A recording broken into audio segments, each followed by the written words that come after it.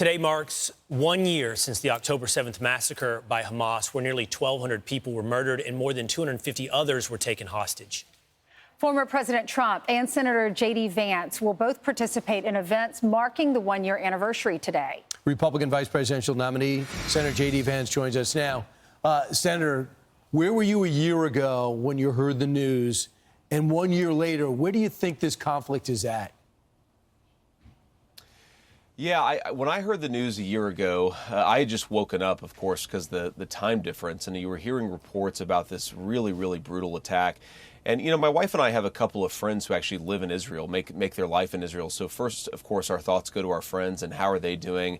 And then as the news rolls in, you just realize how unbelievably gruesome it was. And I think on this year anniversary, what we should try to remember is that there is true barbarism in the world.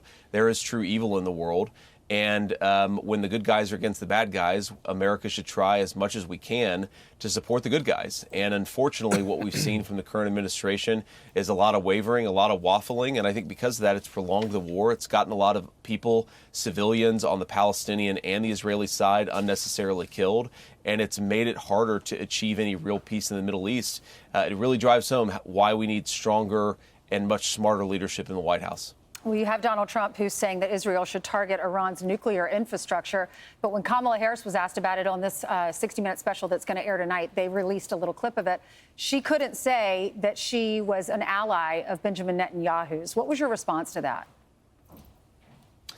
Well, I think that it just drives home, again, Kamala Harris's entire approach to this crisis has been to, with the one hand, say, well, maybe we kind of support Israel, and then with the other hand, actually pursue policies that prolongs the war.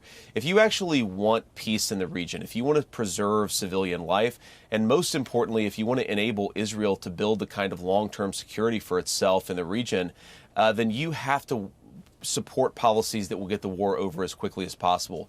On things like holding back precision-guided weapons that would both destroy the Hamas bad guys but also minimize civilian casualties, Kamala Harris has sort of been at the forefront of threatening to stab our allies in the back. And because of it, we have a war that has gone on for much longer than it should have. Frankly, if the Israelis weren't able to do what they do best, I think this thing would have been over months ago, and we could have been on the pathway to rebuilding a Abraham Accords, a Middle Eastern peace process that unites Israel with some of its Arab neighbors to provide a counterbalance in the region to Iran.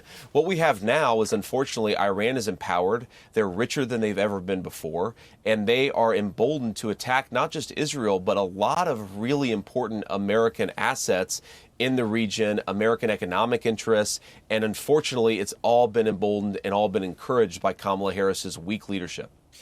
Senator, I want to ask you about North Carolina. There's a lot of debate and a lot of conflicting reports about whether or not money is coming from FEMA money spent on illegal immigrants or the resettling of migrants, and could that have gone to the American people in need in North Carolina?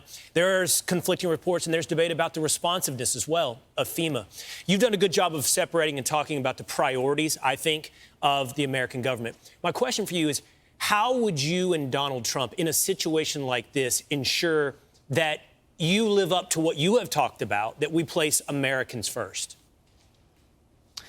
Yeah, well, I mean, first of all, you have to separate what people are saying. They'll say, well, there's a bucket of money in FEMA that's gone to illegal aliens, and that's somehow separate than the bucket of money that should by right go to American citizens. I think that misses the fundamental point that the Biden-Harris administration has turned FEMA effectively into an agency that helps to resettle and helps to deal with illegal immigration. That is just fundamentally going to distract focus from their core job of helping American citizens in their time of need.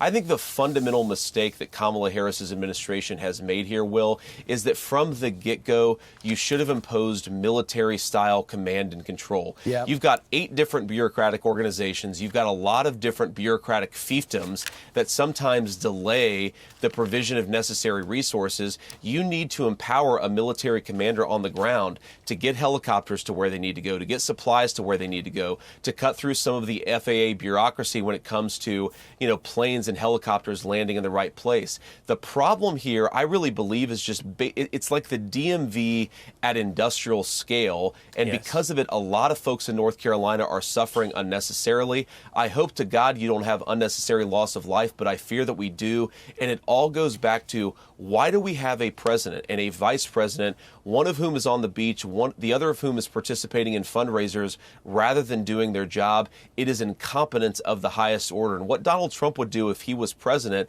is impose real leadership. Force the bureaucracy to be responsive, not at a bureaucratic pace, but at a business pace to the needs of American citizens. That's how you save lives and limit needless suffering. Well, I can tell you, I guess they have to go back to the Senate if they want to change buckets of where the money's going to go. But if you look at FEMA spending, they put $1.4 billion on migrants. Shelter service, $640 million. Emergency food services, $780 million.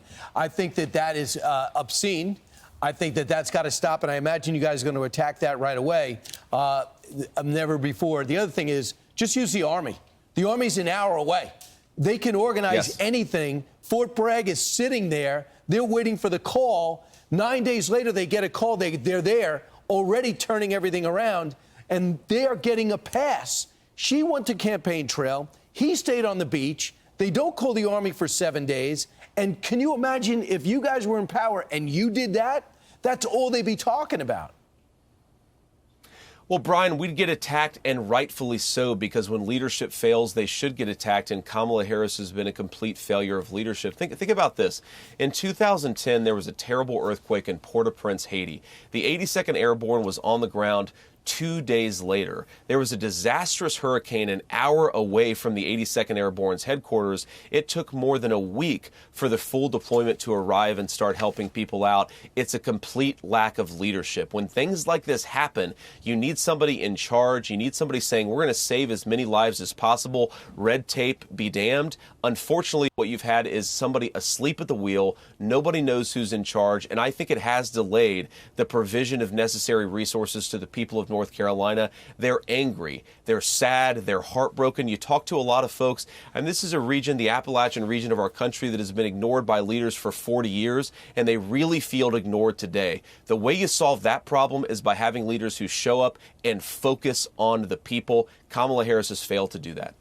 Well, Donald Trump was at that rally in Butler on Saturday. I personally would be scared to death to go back to that place, to that event. I know. And that crowd was huge. It was massive. We've heard anywhere between 20,000 and 100,000. We've read different reports. But look how big that crowd is. What was it like? And what's your response to, I mean, PA is such an important state for this election.